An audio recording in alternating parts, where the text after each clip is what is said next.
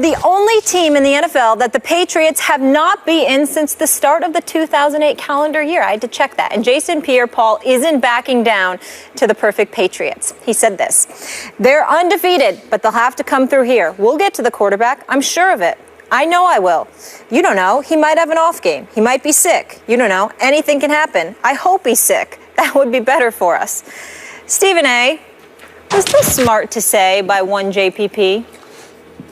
Well, you want to hype yourself up as much as you possibly can because the Patriots are running roughshod over the entire league right now. We understand this.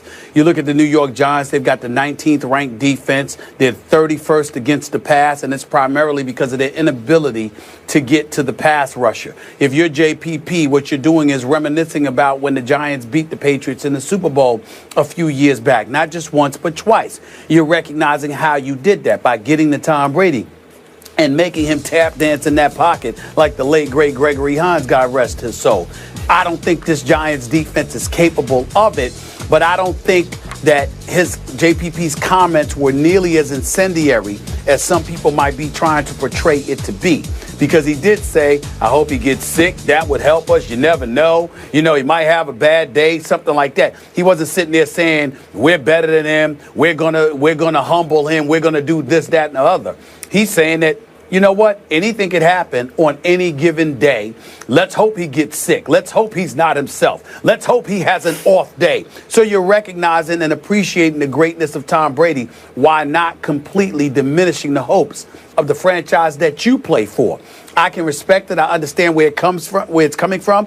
It will amount to nothing as far as I'm concerned because I give the Giants a little of a chance to win this particular game, even though this is one of the three potential losses that I think the Patriots could have. The Giants to a lesser degree, definitively on November 29th against the Denver Broncos, and quite possibly on December 27th against the New York Jets. I give the Giants the lesser chance of Denver and the Jets, but I did have one of those three games on my list that the Patriots could lose since they're coming to MetLife Stadium. They're going to be on the road, and they're playing against a Giants team that's capable of putting up points. I don't think they're going to win this game, but I don't blame JPP for saying what he said. I don't find it to be that incendiary or unwise. He's basically praying for a miracle, and he's saying, I believe it's possible. I can't knock him for that.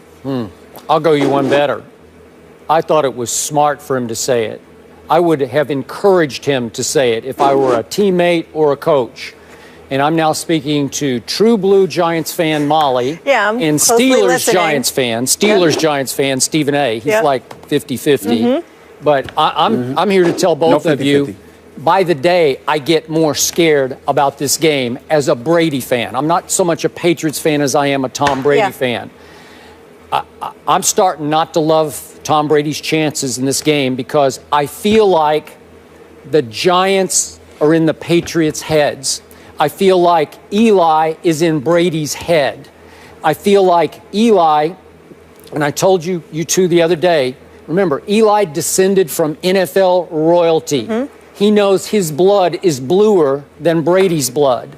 He sniffs at Brady and Belichick. Do you think he's intimidated? Do you think he's scared of them? He doesn't care. Eli's a Manning.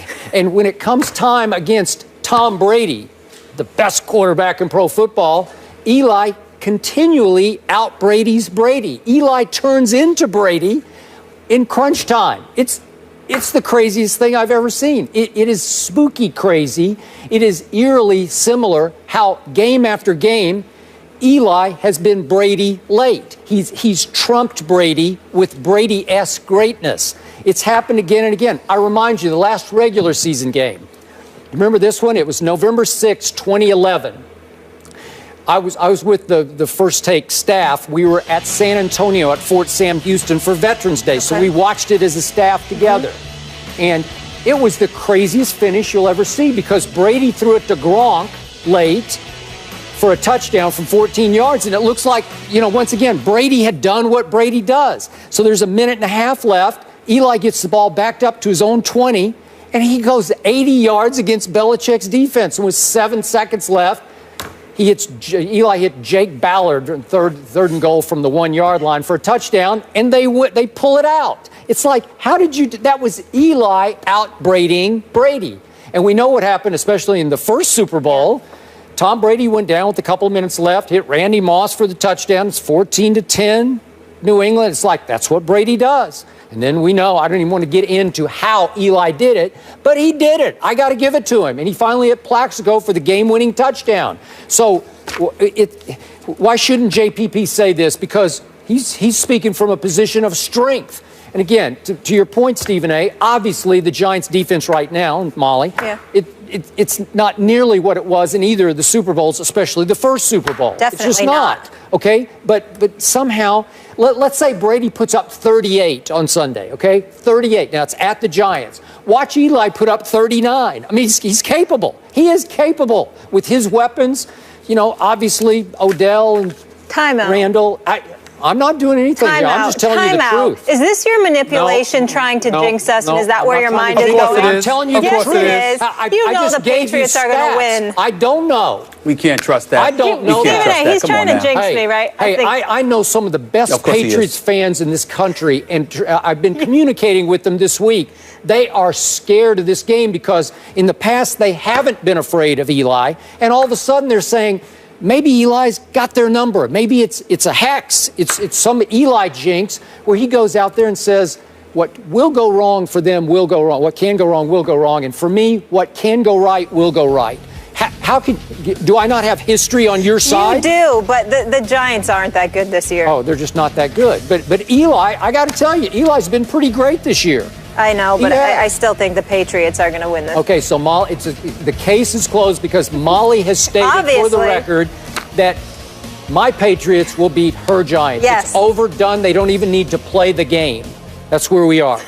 Okay, good. And America knows too. Let's cancel the game and just give the Patriots another W. Good. Whatever. At least you know I'm not that biased. I don't always just pick with my heart. Well, I'm a rational woman. I'm speaking with my heart because the facts scream. Yeah. Did Molly just say she was a rational woman? Is that what she just said? Yes. Miss Connecticut? Yes. You know, rooting for the Giants and showing no objectivity whatsoever when she's talking about her favorite teams. Did she just sit there and say that? Yes. I'm just wondering. Yeah. I'm just saying. Skip, is that what you heard? That's what I heard. Is that what you heard?